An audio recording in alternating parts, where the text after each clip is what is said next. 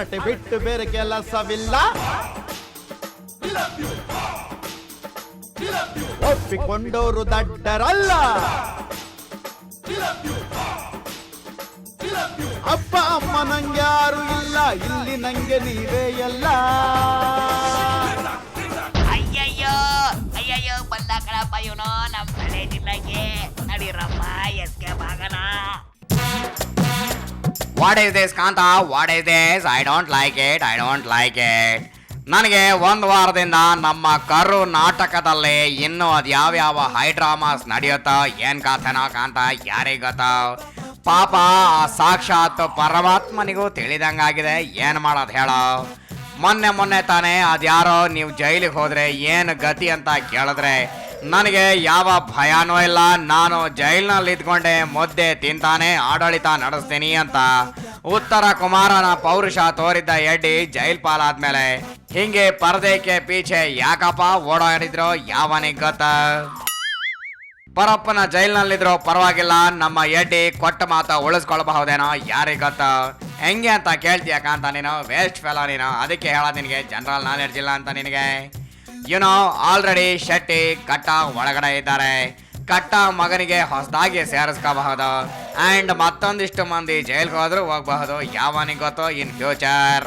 ಹೀಗೆ ಫ್ಲವರ್ ಪಾರ್ಟಿಲಿ ಇರ್ಬರೋರೆಲ್ಲ ಜೈಲು ಸೆಲ್ಗೆ ಹೋಗ್ತಾ ಇದ್ರೆ ಎಡ್ಡಿಗೆ ಮತ್ತೇನ್ ಬೇಕು ಹೇಳೋ. ಅಲ್ಲೂ ಸಖತ್ತಾಗಿರೋ ಪಾಲಿಟಿಕ್ಸ್ ನಡಿಬಹುದು, ಬಹುಮತ ಸಾಬೀತು ಕೂಡ ಮಾಡಬಹುದು. ಏನಂತ್ಯಾನೇನೋ ಓಕೆ. ಆದರೆ ವಿಧಾನಸೌಧದಲ್ಲಿ ಕೂತ್ಕೊಂಡು ಸಿಕ್ಕ ಭೂಮಿ ಗುಳು ಮಾಡಿದ ಹಾಗೆ ಇವಾಗ ಪರಪ್ಪನ ಹಾಸ್ಟೆಲ್ನಲ್ಲಿನ ಖೈದಿಗಳು ತಿಂತಾ ಇರೋ ಮುದ್ದೆನ ಎಲ್ಲ ತಾವೇ ಗುಳು ಮಾಡ್ತಿದ್ರೆ ಅಷ್ಟೇ ಸಾಕು. ಎನಿವೆ ಇರ್ಲಿ ಬಿಡೋ, ಇವಾಗ ಸದ್ಯಕ್ಕೆ ಈ ಮ್ಯಾಟ್ರ್ ಬಿಟ್ಟಾಕೊಡಿ ಯಾರು ಬಿಟ್ಟಾಗ. ನೋಡ್ಬಾ ಇಲ್ಲಿ ಎಡ್ಡಿಯ ಪರಮ ಶಿಷ್ಯ ಇಲ್ಲಿ ಮತ್ತೊಮ್ಮೆ ಸಖತ್ತಾಗಿ ಮಾತನಾಡಿದ್ದಾರೆ. ಏನೇನು ಮಾತನಾಡಿದಿರ ಅಂತ ಕೇಳಿಸ್ಕೊಳ್ಳೋಣ ನಡಿ. ಬಾಸು ಅಂದಂಗೆ ಈ ವರ್ಷ ಒಟ್ಟಟ್ಟು ಎಷ್ಟು ಲೆಕ್ಕಾಚಾರ ಆಯ್ತು ನಿಮ್ದು? ಏಪ್ರಿಲ್ ಅಕ್ಟೋಬರ್ 17ವರೆಗೆ 4,824.79 ಲಕ್ಷ ಅಲ್ಲ 4,824 ಕೋಟಿ. ಏನು ಬಾಸು ಲಕ್ಷಕ್ಕೆ ಕೋಟಿಗೆ ವ್ಯತ್ಯಾಸ ಗೊತ್ತಿಲ್ಲ ನಿಮಗೆ. ಹೋಗಲ್ ಬಿಡ್ರಿ ಅದೆಲ್ಲ ಹೋಗ್ಲಿ. ಈ ಪೊಲಿಟಿಕ್ಸ್ ಬಗ್ಗೆ ಪ್ರಶ್ನೆ ಕೇಳೋಣ ಸ್ವಲ್ಪ ನಿಮಗೆ. ಕೇಳಿದ್ರೆ ಹೇಳ್ತೀನಿ, ನಮ್ಮ ಹತ್ರ ಎಲ್ಲ ಐಟಮ್ಸ್ ಇರ್ತಾನೆ. ಕೇಳೋಣ. Okay okay okay. ನಾನಂತ ಎಲ್ಲ ನಮ್ಮ ಮುಖ್ಯಮಂತ್ರಿ ಇರ್ಬೋದು, ನಮ್ಮೆಲ್ಲ ಸಚಿವರು ಇರ್ಬೋದು. ಅಣ್ಣ ಒಂದು ನಿಮಿಷ ನೀವು ಸುಮ್ಮನೆ ಇರಪ್ಪ ಅಣ್ಣ, ನೀವು ಹೇಳ್ರಿ. ನೀವು ಕೇಳ್ತಿದ್ರೆ ನೀವು ಹೇಳಕ್ಕೆ ಅವಕಾಶ ಇಲ್ಲ, ಮತ್ತೆ ಹೆಂಗೆ ಹೇಳೋಣ? ಈಗ ಮಾಧ್ಯಮ ಸ್ನೇಹಿತರು ಸುಮ್ಮನಿರೋ, ಯಾಕೆ ನೀವು ತಲೆ ಕೆಡಿಸ್ತೀರಿ ಪಾಪ ಅವ್ರದ್ದು ಮಧ್ಯ ಬಾಯಿ ಹಾಕಿ ನೀವು ಮಾತಾಡೋಣ. ಬೇಸರ ಮಾಡ್ಕೊಳ್ಳಲ್ಲ. ಓ ಹಂಗನ್ರಿ ಬೇಸರ ಮಾಡೋದು ನಾನು ಪ್ರೆಸ್ ಮೀಟೇ ಕರೆದಿರಲಿಲ್ಲ.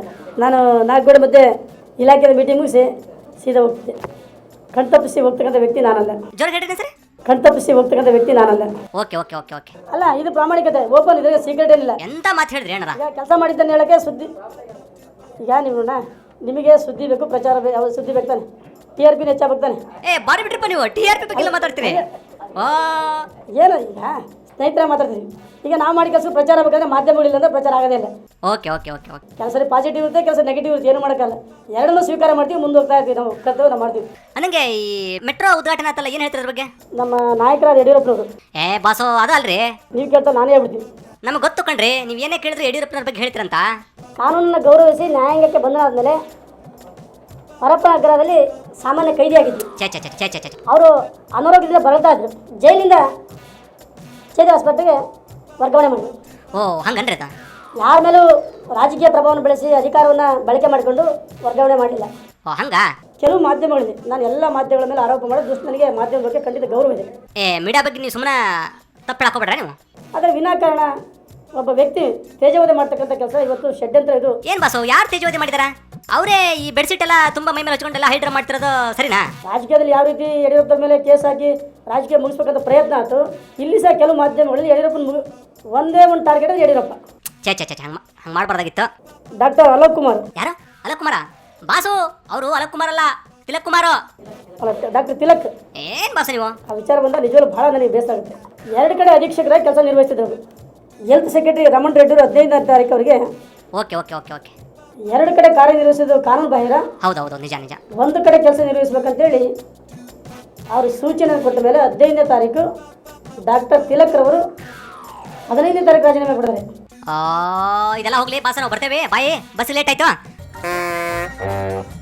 ಬೇಗ ಹತ್ರಿ ಹತ್ರಿ ಹತ್ರಿ. ವಿಧಾನಸೌಧ ಟು ಪರಪ್ಪನ ಅಗ್ರಹಾರ ವಾಯ ಹೈಕೋರ್ಟ್. ಏನಿವೆ ಇದೆಲ್ಲ ಇದ್ದಿದ್ದೆ ನಡಿಕಾಂತ. ಹೆಂಗೋ ಇವತ್ತು ಮೆಟ್ರೋ ಟ್ರ್ಯಾಕ್ ಬಂದ್ಬಿಟ್ಟಿದೆ. ನಾನು ನೀನು ಸಿಟಿ ರೌಂಡ್ಸ್ ಹೊಡ್ಕೊಂಬರೋಣ ನಡಿಕಾಂತ ನಡಿ.